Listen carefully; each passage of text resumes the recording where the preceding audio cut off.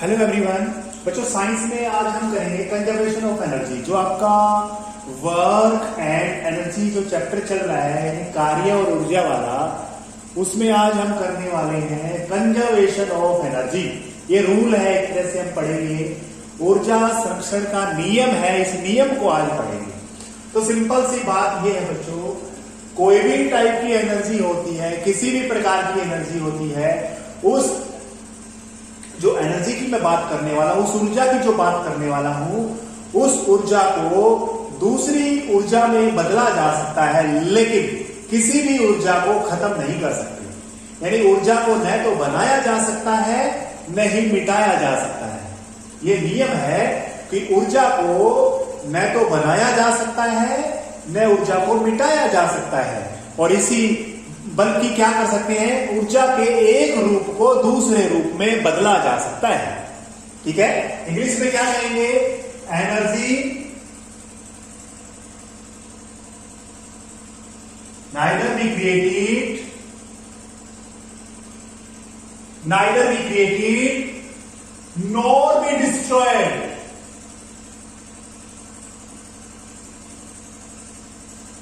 Energy neither be created nor be destroyed, but can be transformed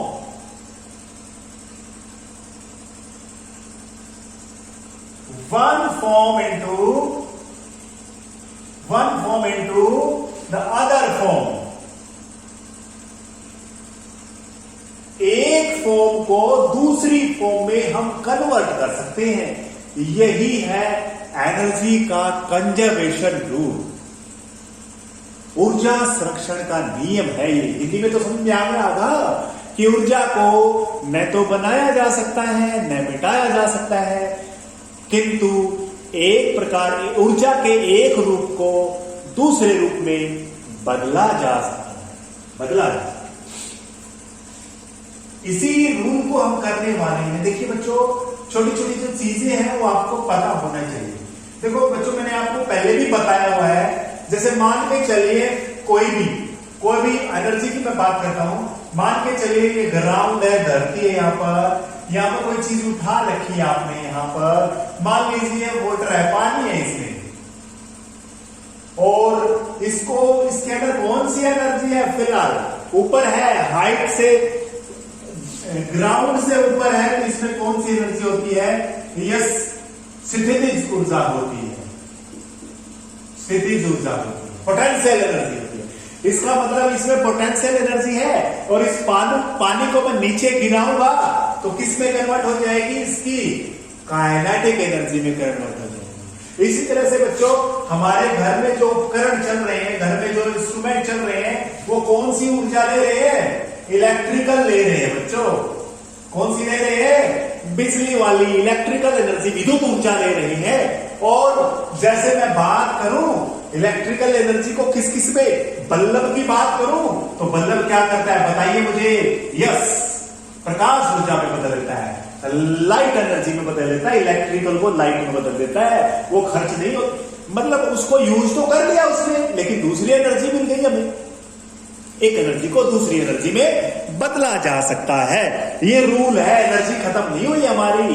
बिजली कैसे बनी वो आगे पहले की बात है, इससे पहले भी कोयला जलाया होगा या पानी से बनाई होगी, तो वो एनर्जी एक एनर्जी को दूसरी फॉर्म में कन्वर्ट किया गया है, नहीं, लेकिन कभी खत्म नहीं होगी। दुनिया के अंदर जितनी भी एनर्जी है उनका सम अगर 1 लाख मान लो कोई भी एनर्जी की यूनिट है, जूल है, तो वो कायम रहेगी, सेम रहेगी बच्चों, सेम रहेगी, कभी खत्म नहीं हो सकती। तो इलेक्ट्रिकल एनर्जी को बल्ब क्या कर देता है, लाइट एनर्जी में। अगर घर में आपके मोटर है ना, मोटर क्या काम करती है, यानी विद्युत जो आपकी मोटर है क्या काम करती है, उसमें काम मैकेनिकल एनर्जी में कन्वर्ट कर देती है। किसमें, मैकेनिकल में। मैकेनिकल का मतलब है यांत्रिक ऊर्जा, इलेक्ट्रिकल को किसमें बदल देती है, मैकेनिकल में। जनरेटर इसका उल्टा काम करता है। घर में जो जनरेटर है, किसी के भी जनरेटर होगा, जनरेटर का काम क्या है, उल्टा काम करता है, मैकेनिकल एनर्जी देता है। यानी कहने का मतलब इसको हम घुमाना पड़ता है, और हमें क्या देता है, यस इलेक्ट्रिकल एनर्जी देता है, विद्युत ऊर्जा हमें देता है, विद्युत ऊर्जा। तो बच्चों ये कहने का मतलब ये है एनर्जी को हम कभी भी खत्म नहीं कर सकते, एनर्जी को हम बना नहीं सकते, लेकिन एक फॉर्म को दूसरी फॉर्म में हम कन्वर्ट कर सकते हैं, हम बदल सकते हैं। आशा करता हूं ये समझ में आ गया होगा बच्चों। ये एक मैं इसका प्रूव करने वाला हूं ये कैसे हो सकता है, ठीक है। चलो एक फ्री फॉलिंग बॉडी ले लेता हूं। एक वस्तु है ऊपर रखी हुई है, मैंने मान के चलिए ये कोई भी वस्तु है, यहां पर मैंने रखी हुई है, देखो ये कोई वस्तु है, तो इसको मैंने यहां पर इसको पकड़ा हुआ है और इसको मैं छोड़ रहा हूं, बिना कोई फोर्स लगाए छोड़ रहा हूं। तो इसके मैं 3 पॉइंट मानूंगा, तीनों पॉइंट पे इसकी जो एनर्जी है वो बराबर प्रूव करूंगा। देखिए एक बार, देखिए बच्चों, देखिए प्रमाण में आपको दे रहा हूं। कोई भी वस्तु है बच्चों, ए नाम की कोई भी ऑब्जेक्ट है, वस्तु है, यहां पर है, वो 3 बिंदुओं पर है, मैं मान रहा हूं। यहां पर ए बिंदु है, यहां पर ये बिंदु है बी मान लिया, यहां पर सी है, 3 बिंदु है, यानी मैंने बॉल को यहां से छोड़ा है और ऐसे ऐसे काफी सारे पॉइंट्स हो गए। मान के चलिए कोई वस्तु है ऊपर से गिर रही है, उसका मास m है, ठीक है, ए बिंदु पर है। अब मैं अगर देखिए यहां पर जो टोटल एनर्जी है, मैं यहां पर 2 टाइप की एनर्जी की बात करूंगा, यानी गतिज ऊर्जा, kinetic energy plus potential energy. यहां पर जो आंसर आएगा वो भी आंसर यहां पर आना चाहिए, वो यहां पर आंसर। तीनों जगह पर मैकेनिकल एनर्जी को मैं बराबर प्रूव कर रहा हूं, क्योंकि कोई चल रही है, वस्तु चल रही है, उसमें 2 टाइप की एनर्जी है, काइनेटिक भी हो सकती है, पोटेंशियल भी हो सकती है, दोनों की टाइप की एनर्जी की मैं बात कर रहा हूं। देखिए बच्चों, मान लीजिए कोई वस्तु है, आपने उठाई हुई है, वो ऊपर ऐसे हाइट तक उठाई हुई है, तो h हाइट पर आपने उसको उठाया हुआ है, यहां पर उठाया हुआ है, इसका मास m है, मास द्रव्यमान उसका कितना है, m है। आप उसको फ्री फॉल यानी एक तरह से कह सकते हो गुरुत्वाकर्षण बल के कह सकते हैं, गुरुत्वाकर्षण बल की तरफ अपने आप छोड़ते हो इसको, यानी खुद अपने आप ऐसे इसको जोर, कहने का मतलब इसको आप कोई प्रारंभिक वेग नहीं दे रहे, आप इनिशियल वेलोसिटी आप नहीं दे रहे उसको, इसको सिर्फ छोड़ रहे हो, ऐसे ऐसे छोड़ रहे हो, ये अपने आप नीचे गिर रही। तो मैं एक हर पॉइंट पे अलग अलग निकालूंगा बच्चों। एट पॉइंट ए लिखना है बच्चों, पहले क्या लिखना है, माना कोई वस्तु ए है, h हाइट पर उठाई हुई है, उसका मास m है, द्रव्यमान, उसका द्रव्यमान कितना है, m है, और इसको ऊपर से फ्री छोड़ा जाता है, ठीक है। लेट एन ऑब्जेक्ट ए, कोई ऑब्जेक्ट है, ए है, h क्या है, डिस्टेंस है उसका, उस distance from earth is h, है ना, या रेज कह सकते हो, which is raised at h height, ठीक है। it is falling free falling है, एक तरह से फ्री फॉल कर रहा है, ठीक है। let after some time it reaches at point B, मान लीजिए कोई थोड़े से समय के बाद, t टाइम के बाद ये B पर पहुंच जाता है, ठीक है। then after some time it reaches ground, और थोड़ी देर में बाद में ये सी पर पहुंच जाता। बच्चों ये तुमने रामायण जो है इसकी खुद लिख सकते हो, ये जो मैंने बताया है, इतने समझदार तुम हो, ठीक है। ए पे हमने कोई वस्तु उठाई हुई है, उसको फ्री हम छोड़ रहे हैं, थोड़ी देर के लिए मान लीजिए बी पर आ गई, फिर सी पर आ गई, ठीक है। अब ए जो इसका यानी हमने एक्सप्लेनेशन हम कर रहे हैं, प्रूफ हम कर रहे हैं, ये यहां से आपको अच्छे से आना चाहिए, न्यूमेरिकल है। देखिए ए पर हम सबसे पहले इसकी निकालते हैं स्थितिज ऊर्जा, पोटेंशियल एनर्जी कितनी आएगी, मास कितना है, हमें फॉर्मूला पता है, mgh का होता है, m कितना है, मास तो m है, ग्रेविटी एक्सेलरेशन वाली है, हाइट कितना है, इस पे h है, ये आ गया भाई। अब इसकी गतिज ऊर्जा की बात करता हूं, काइनेटिक एनर्जी, गतिज ऊर्जा 1/2 गुणा में मास, इसका m है। क्या आपने इसको वेलोसिटी दे रखी है, क्या नहीं दे रखी बच्चों, 0 का स्केल, तो ये 0 हो जाएगा, क्या हो जाएगा, 0। तो A पर कुल ऊर्जा, A पर कुल ऊर्जा at point A total energy क्या होगी, potential energy plus kinetic energy बराबर mgh ही आएगी बच्चों, mgh। तो आपको याद रखना है, ए बिंदु पे mgh आ गई बच्चों, कितनी आ गई, mgh, mgh आ गई बच्चों यहां पर। ए बिंदु पर कितनी आ गई? mgh। अब बी की बात करूंगा मैं, एट पॉइंट बी, बी बिंदु पर ये दोनों एनर्जी फिर निकालूंगा।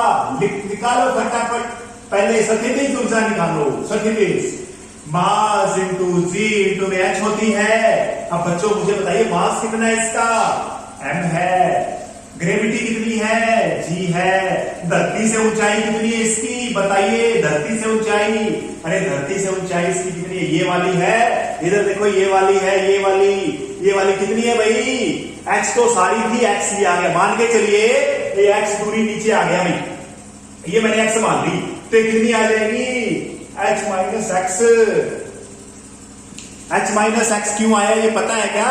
अरे ये दूरी तो h माइनस एक्स रहेगी। अगर ये सारी मान लो 20 थी, देखो सारी 20 थी, तो 10 चल के आ गया, 5 चल के आ गया, तो 20 में से 5 घटाओगे नहीं क्या तुम? क्योंकि ये तो आ गया चल के। तो इसकी h कितनी है? h माइनस एक्स है। ठीक है, इसको जोड़ोगे कितना आएगा? गुणा करा दो mgh माइनस mgx, ये आ गया। ये इसकी निकल गई पोटेंशियल एनर्जी। हमें टोटल एनर्जी निकालनी है बच्चों। अब काइनेटिक एनर्जी और निकालते हैं यहां पर। काइनेटिक एनर्जी निकाल लो, क्या होती है? 1/2 इंटू में मास m। अच्छा ये चल रही है, यहां पर तो चल रही है, हमने छोड़ा हुआ इसको, तो v स्क्वायर बच्चों, v स्क्वायर। याद रखो, यही जीरो मत कर देना, क्योंकि इसको छोड़ रखा है हमने। ये तो चल रही है, मान के चलो कोई चलती हुई चीज है, उसकी फोटो खींच ली हमने। ठीक है, इसकी हमने क्या कर ली? फोटो खींच ली हमने, मान के चलिए। तो v स्क्वायर की वैल्यू निकालनी पड़ेगी बच्चों, यहां पर v नहीं है हमारे पास। तो देखो फॉर्मूला क्या है होगा, देखिए ध्यान से। अब है ना, जो गति की इक्वेशन है, मोशन ऑफ इक्वेशन को याद कीजिए, लास्ट वाली को। देखिए वी नो, हम जानते हैं v square minus u square बराबर 2as होता है बच्चों। 2as we know, v square minus u square बराबर 2s। तो v हमें निकालनी है, हमें नहीं पता। क्या हमने इसको कुछ एनर्जी दी थी क्या शुरू में? नहीं दी। u होती है इसका शुरुआती प्रारंभिक वेग, 0 है, ये 0 है बच्चों यहां पर। 2 इंटू में a क्या है? एक्सेलरेशन ड्यू टू ग्रेविटी है बच्चों, त्वरण इसमें ग्रेविटी की वजह से आया है। s कितनी दूरी चल के आया? ये कितनी दूरी चल के आया बताइए? x दूरी चल के आया। ये होता है distance travelled by the body. ये डिस्टेंस ट्रेवल कितना किया इसने? x किया। कितना किया? x किया। ये समझ में आ गया? थर्ड इक्वेशन याद करनी है बच्चों। 2gx आ गया ये, तो v स्क्वायर की वैल्यू कितनी आ गई? v square equal to 2gx आ गया। v square equal to 2gx, ये रहा। इसकी जगह रख दो, काइनेटिक एनर्जी अपने आप आ जाएगी। 1/2 इंटू में मास, v स्क्वायर की जगह क्या आ गया? 2gx। 2 से 2 कैंसिल हो गया, क्या आ गया? mgx। mgx आ गया। ये कितना आ गया? mgx। अब टोटल एनर्जी निकालो इसको। टोटल एनर्जी कैसे आएगी? Potential energy plus kinetic energy. यहां पर भी टोटल एनर्जी निकालते हैं बच्चों। देखिए टोटल एनर्जी क्या आएगी? कुल ऊर्जा क्या आएगी? Potential energy plus kinetic energy. Potential कितनी है भाई? mgh minus mgx। और काइनेटिक अभी निकालिए कितनी है? mgx। mgx से mgx कट गया, कितनी आ गई? mgh आ गई बच्चों। b पर भी, ऊपर भी mgx थी, यहां पर भी आ गई। दोनों जगह सेम सेम आई है। अब बच्चों हम c की बात करने वाले हैं। c समझ में आ गया? c की बात करेंगे बच्चों अब। अरे c पर देखेंगे, at point c, at point c, at point c बिंदु पर पोटेंशियल एनर्जी निकालते हैं। पोटेंशियल एनर्जी का फॉर्मूला होता है mgh। मास कितना है बॉडी में? m है, ग्रेविटी वाला g है। अरे धरती से ऊंचाई कितनी है इस बॉडी की? है ही नहीं भाई, यहां पर धरती है, यहीं पर सेम है, 0 है बच्चों। हाइट तो है ही नहीं, तो ये 0 आ गई। क्या आ गई? 0। पोटेंशियल एनर्जी धरती पर वस्तु है, उसके अंदर नहीं है बच्चों। 0 कितनी है? 0। समझ में आ गया? पोटेंशियल एनर्जी कितनी आई सी पर? 0। अब काइनेटिक की बात करें, सी की बात कर रहे हैं हम। काइनेटिक एनर्जी का फॉर्मूला बता दो, 1/2 इंटू में मास इंटू में वी का स्क्वायर। वी नहीं है हमारे पास, वी फिर से इक्वेशन को याद करो, v square u square 2as, we know that, ये इक्वेशन याद करनी है। वी स्क्वायर हमें निकालनी है। क्या हमने इसको एनर्जी दी थी? क्या है इनिशियल वेलोसिटी दी थी क्या? नहीं दी, हमने तो ऐसे ही छोड़ा था इसको। हाइट एक्सेलरेशन किसकी वजह से है? ग्रेविटी की वजह से। और कितनी दूरी तय करके आई है ये यहां से लेके यहां तक? अरे कितनी है? सारी h है बच्चों, h यहां से लेके यहां तक कितनी है? h दूरी तय करके आई है ये। यहां पर c की बात कर रहा हूं बच्चों मैं, ये h दूरी तय करके आई है। s क्या होता है? Distance travelled by the body, ये होता है। तो v स्क्वायर की वैल्यू क्या आ गई? v स्क्वायर क्या आ गई? 2gh। अब यहां पर रखनी है v स्क्वायर की वैल्यू, यहां पर काइनेटिक एनर्जी में 1/2 इंटू में मास v स्क्वायर यानी 2gh। 2 से 2 कट गया बच्चों, आंसर कितना आया? mgh आ गया। यहां पर भी कितना आ गया? mgh। बिल्कुल तीनों बिंदुओं पे अगर जोड़ेंगे, यहां पर टोटल एनर्जी निकालेंगे ना, potential energy plus kinetic energy, mgh plus 0, mgh यहां पर आ गई। तो तीनों पॉइंट पे तीनों बिंदुओं पे ऊर्जा जो है, कुल ऊर्जा बराबर बराबर आई है। इसका मतलब एनर्जी को कभी खत्म नहीं कर सकते, एनर्जी को कभी बना नहीं सकते, एनर्जी को एक रूप से दूसरे रूप में कन्वर्ट कर सकते हैं। थैंक यू बच्चों, ये आसानी से आपने कॉपी में नोट करना है। Thank you.